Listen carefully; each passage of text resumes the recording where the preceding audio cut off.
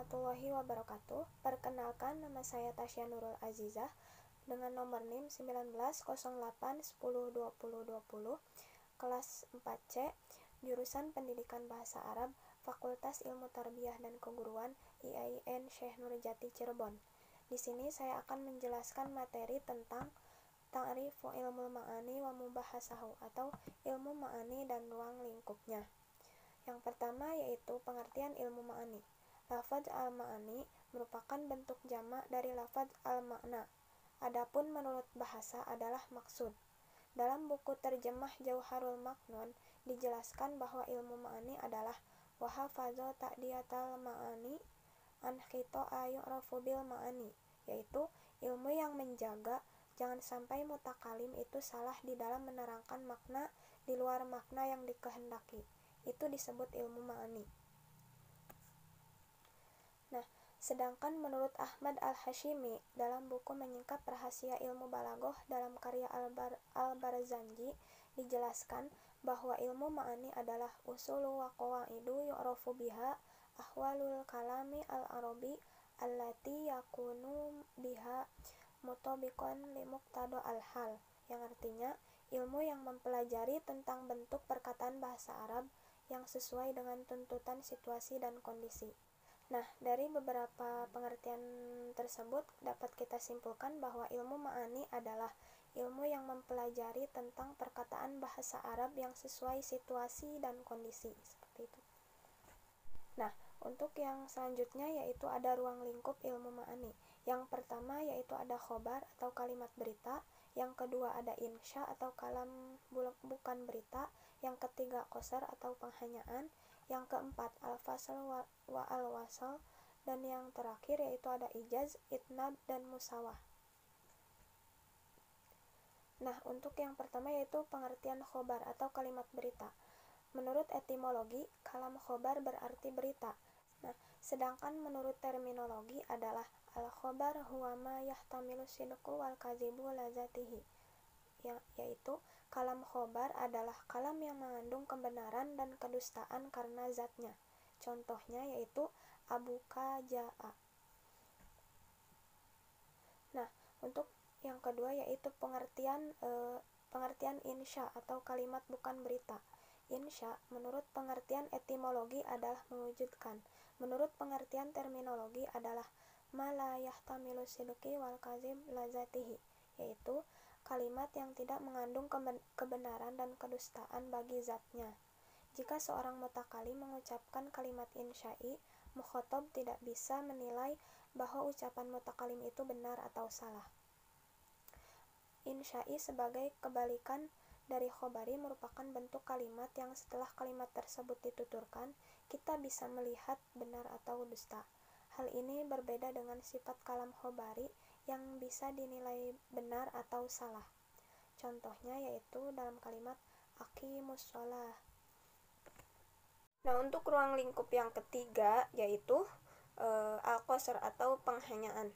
Menurut Ahmad Al-Hashimi, qasr adalah takhsisu syai'in bi syai'in bi tariqi makhsus, yang artinya qasr adalah mengkhususkan sesuatu terhadap yang lainnya dengan cara tertentu.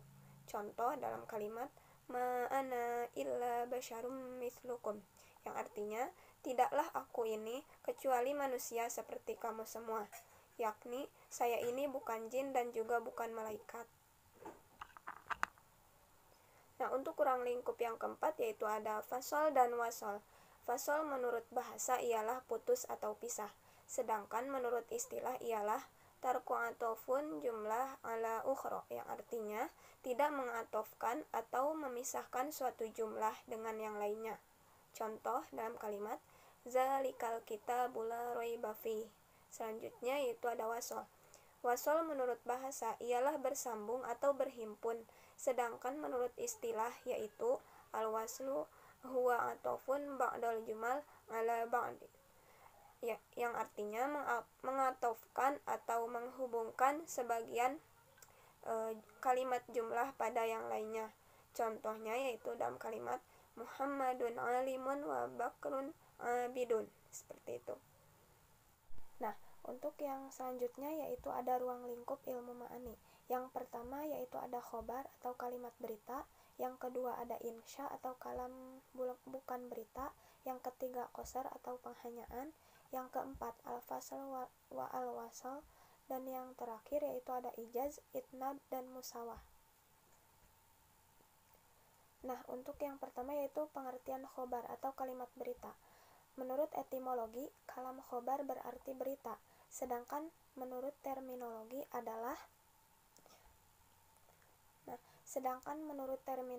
adalah al-khobar huwa ma yahtamilu sidqu wal kadzibu lazatihi, yaitu kalam khobar adalah kalam yang mengandung kebenaran dan kedustaan karena zatnya.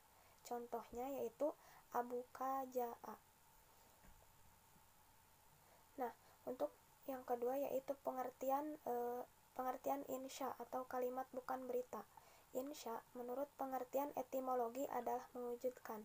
Menurut pengertian terminologi adalah ma la yahtamilu sidqi wal kadzib lazatihi, yaitu kalimat yang tidak mengandung kebenaran dan kedustaan bagi zatnya. Jika seorang mutakalim mengucapkan kalimat insya'i, mukhatab tidak bisa menilai bahwa ucapan mutakalim itu benar atau salah. Insya'i sebagai kebalikan dari khobari merupakan bentuk kalimat yang setelah kalimat tersebut dituturkan, kita bisa melihat benar atau dusta. Hal ini berbeda dengan sifat kalam khobari yang bisa dinilai benar atau salah. Contohnya yaitu dalam kalimat aqimus shalah. Nah, untuk ruang lingkup yang terakhir yaitu ada ijaz, musawat, dan itnab. Ijaz adalah rangkaian perkataan yang kandungan lafaznya lebih sedikit dari makna yang dikehendaki atau singkat, padat, tanpa mengurangi maksudnya. Contoh dalam firman Allah, wa as'alul qaryah, yang artinya tanyakan kepada suatu desa. Pada rangkaian kalimat tersebut terdapat lafaz yang dibuang, yaitu lafaz ahlu. Jadi lengkapnya adalah wa as'alu ahlul qaryah, yang artinya tanyakan kepada penduduk desa. Yang kedua yaitu ada musawat. Musawat adalah rangkaian perkataan yang kandungan lafaznya setara dengan makna yang dikehendaki. Contoh dalam kalimat wa ma tuqaddimu li anfusikum min khairin tajiduhu indallah, yang artinya dan kebaikan apa saja yang kamu usahakan bagi dirimu, tentu kamu akan mendapatkan pahalanya di sisi Allah. Yang ketiga yaitu itnab. Itnab adalah berekspresi dengan perkataan yang lebih banyak dari makna aslinya yang dimaksud karena ada tujuan tertentu. Contohnya yaitu dalam kalimat qul ja'al haqqu wa zahaqal batila innal batila kana zahuqa. Nah, seperti itu. Sekian yang dapat saya sampaikan, kurang lebihnya mohon maaf. Syukron kasiron. Wabillahi taufik wal hidayah. Wassalamualaikum warahmatullahi wabarakatuh.